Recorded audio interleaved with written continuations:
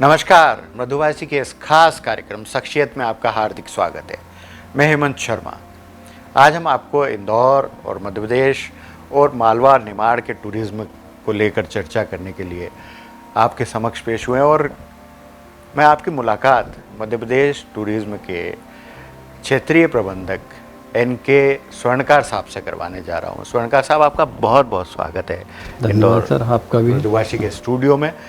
मैं स्वर्णकार साहब से जानना चाहूँगा कि हनुमंतिया अभी फ़िलहाल बड़ी सुर्खियों में है और कहीं ना कहीं सिंगापुर के सेंटोस और कई चीज़ों से तुलना मुख्यमंत्री जी कर चुके हैं।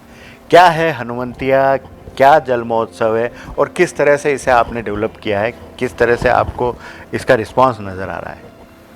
रिस्पांस इसका हमें बहुत अच्छा मिल रहा है। इसका उद्देश्य यही था कि ये जो एरिया था पहले निमाड़ का बहुत पिछड़ा हुआ था। इतनी बड़ी वाटर बॉडी होने के बाद इसको माननीय मुख्यमंत्री जी ने, हमारे PS ने, हमारे MD ने, सब ने मिलके एक नया क्षेत्र डेवलपमेंट करने की कोशिश की और उस कोशिश को शुरुआत की 2015 से। 2015 में हमने पहले इसको 10 दिन के लिए एक जल महोत्सव के रूप में मनाना शुरू किया। फिर उसकी सफलता के लिए उसे हमने 5 दिन और एक्सटेंड किया, 15 दिन।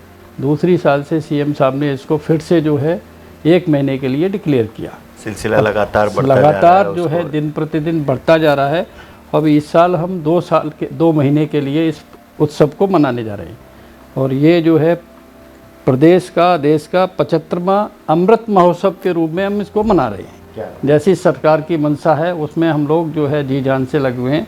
हमारे प्रबंध संचालक S Viswanathan sir, PS Shri Shukla sir, सबके प्रयास से इसको फलीभूत कर रहे हैं और जल्दी से जल्दी ये जो है आपको पूरे विश्व में एक अपना स्थान बनाता हुआ दिखाई दे रहा है। क्या बात है। टेंट सिटी बसाई जाती है वहाँ पर, वो कैसे अलग करता है अपने आप में? एक टेंट सिटी हम लोग इसको 2 महीने के लिए टेम्परेरी जो टेंट हैं उसको बढ़िया लग्जरियस टेंटेस हमने वो बनाए हैं।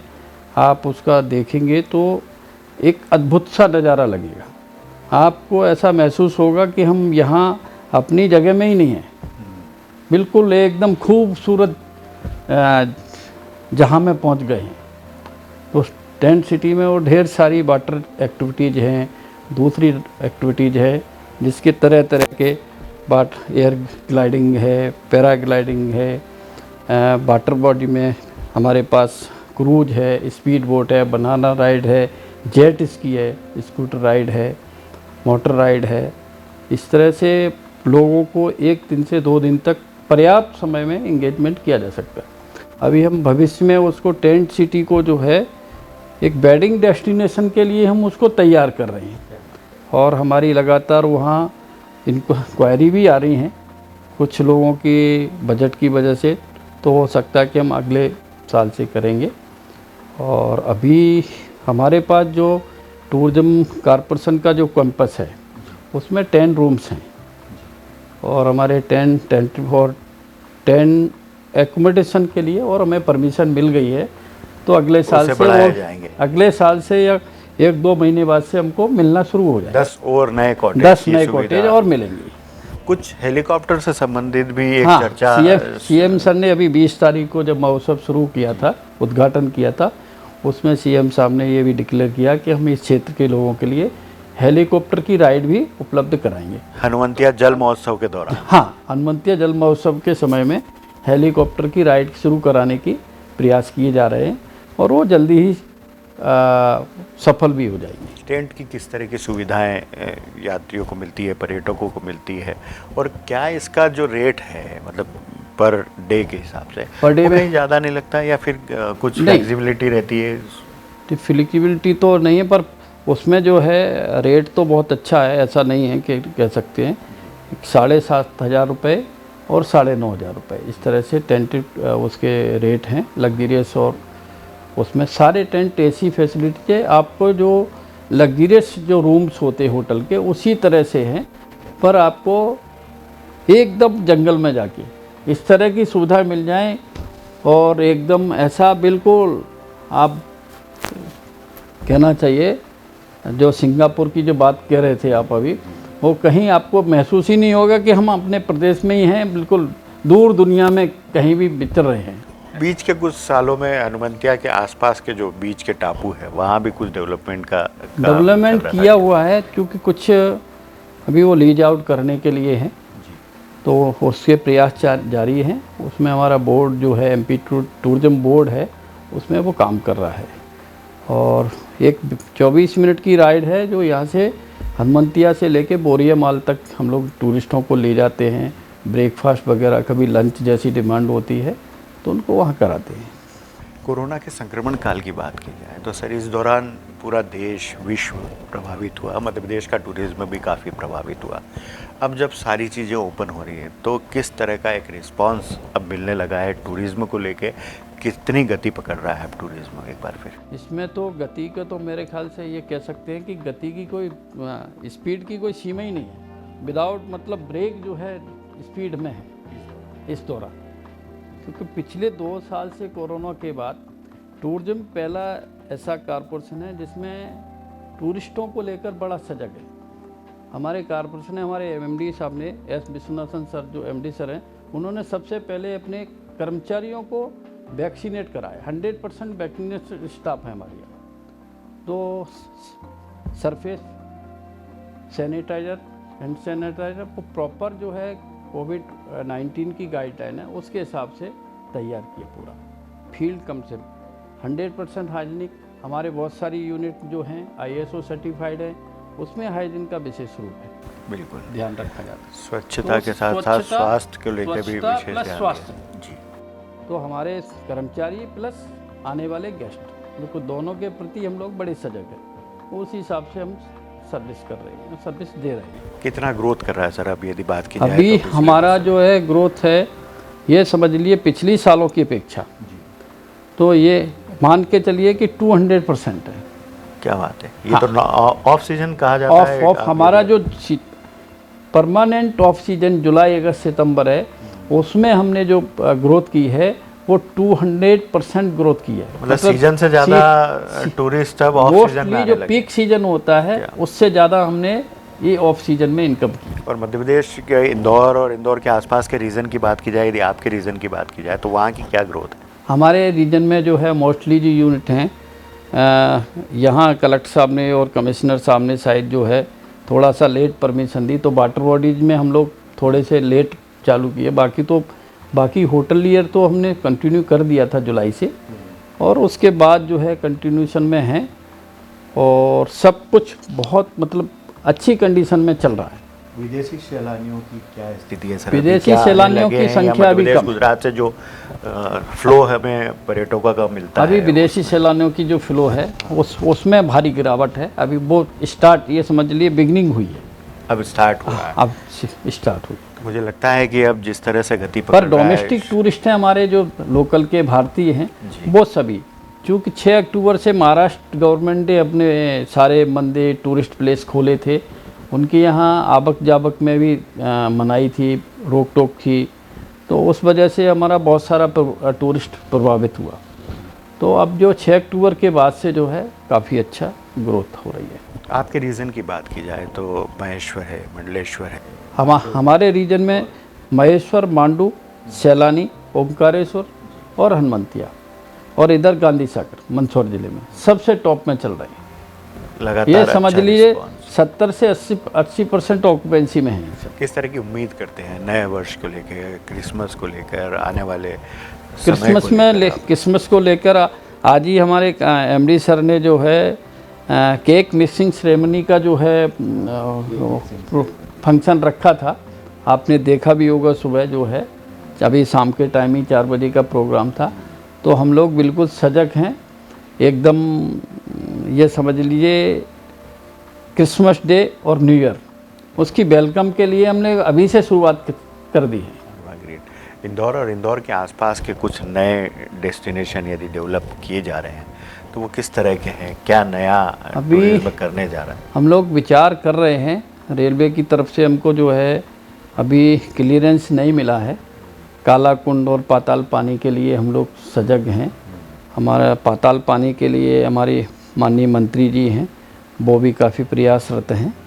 तो निश्चित रूप से एक वो इंदौर वासियों के लिए एक नया डेस्टिनेशन मिलने वाला है। बिल्कुल। कोचेस तो आप लोगों ने जोड़े हैं, लेकिन कुछ जमीन से संबंधित या जो सुविधाएं हैं उसमें जरूर देरी हो रही है। कोचेस तो चालू हैं, वहाँ हम लोग इसके प्रयासरत हैं कि वहाँ लोगों को एकोमोडेशन प्लस कुछ एक्टिविटीज़ उनको टाइम पीरियड इंगेज करने के लिए कुछ एक्टिविटी कराई जाए।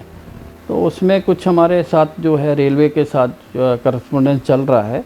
अगर वहाँ से क्लियरेंस मिल जाता है तो निश्चित रूप से एक नया डेस्टिनेशन किस तरह की सुविधाएं आप लोग वहाँ परमिशन के बाद जुटाने की प्रयासरत हैं?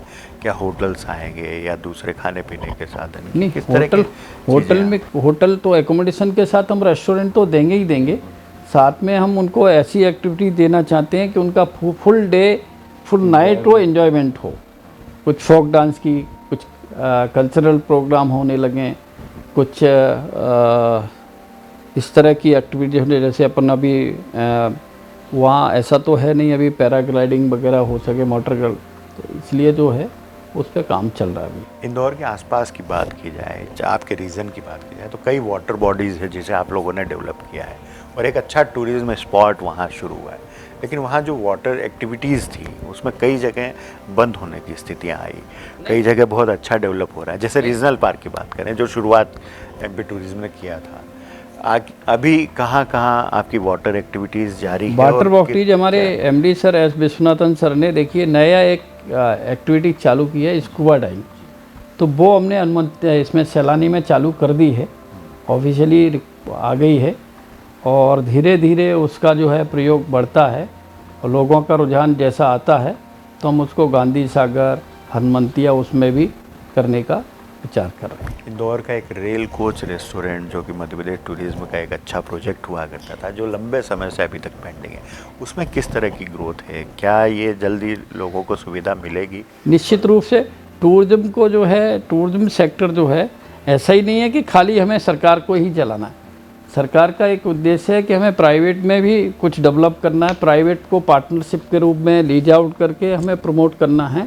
तो उसी के तहत हमने जो है टूरिज्म बोर्ड ने वो रेल कोच रेस्टोरेंट जो है लीज आउट किया हुआ है और वो जल्दी से शायद विद इन मंथ जो है वो इस इंदौर के लिए एक सौगात के रूप में फिर रेस्टोरेंट मिलने वाला है। क्योंकि लंबे समय से इंतजार है सर, जी, जैसे वो ट्रेनें लेट हुआ करती थी वैसे रेल कोच रेस्टोरेंट भी जरूर लेट हो रहा है। ऑफ कोर्स जो है वो ये सही है, पर शायद इस महीने मतलब 31 के पहले आपको वो रेस्टोरेंट मिल जाएगा। क्या बात है, उम्मीद पर दुनिया कायम है। इंतजार 6 साल का हो चुका है। मुझे लगता है कि ये 2021 में रेल कोच रेस्टोरेंट शुरू होगा और इंदौर के लोगों को 100% मिलेगा, सुविधा मिलेगी। यदि बात की जाए तो आप लोगों ने एक नया सिस्टम भी शुरू किया था, वेडिंग डेस्टिनेशन इंदौर के आसपास, जैसे महेश्वर, मंडलेश्वर, बाकी जगह हनुमंतिया, सैलानी। इसमें कितनी ग्रोथ है सर, क्या रिस्पांस है? पहले जरूर ग्रोथ के बारे में तो हम बहुत अच्छा नहीं कह सकते हैं, पर ये है हमने जो है ये कोरोना काल हमको जो एक बड़ा भयानक वो लेके आया था, उसमें हमने ये चीज़ महसूस की और उसको हमने बड़ी अच्छे से प्रमोट किया। वेडिंग डेस्टिनेशन में जो हमारा मांडू है, महेश्वर है, हम तो अभी हनुमंतिया को भी प्रमोट कर रहे हैं उसके ऊपर। हाँ, और हमारे पास कुछ चर्चा चल रही, तो हम क्रूज जैसी जगह में हम उनके छोटे छोटे सेरेमनी तो करा ही देते हैं। रिंग सेरेमनी है, एंगेजमेंट है, इस तरह की सेरेमनी तो क्रूज में कराते ही हैं। स्वच्छता में 5 बार नंबर 1 की इंदौर ने सौगात भी पाई है और सभी लोगों के सहयोग से ये एक बड़ा अचीवमेंट इंदौर के लोगों के लिए।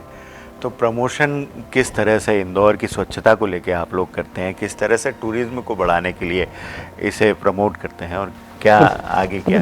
प्रदेश में जो है एकमात्र शहर इंदौर है जो सबसे ज़्यादा सजग अवेयरनेस सबसे ज़्यादा जो है टूरिज्म के प्रति जो है इंदौर वासियों में, और उनके बड़े लवर्स भी यहीं मिलते हैं। तो हर जगह जाने की उनकी ललक रहती, हर तरह की खाने पीने के शौकीन लोग हैं इंदौर वासियों के लिए। तो इसलिए हम उनको 100%, एक तो हमारा पूरा स्टाफ जो है 100% वैक्सीनेट है, उसी हिसाब से हाइजीन और उसका ध्यान रखते हुए हमने सब प्रमोट किया। बिल्कुल, इंदौर के लोग ज़रूर खाने पीने के शौकीन हैं, घूमने के शौकीन हैं, जिस तरह के गुजरात के लोग हुआ करते हैं। तो ये फ़ायदा टूरिज्म को ज़रूर मिल रहा है, आसपास के लोग क्षेत्रों को भी।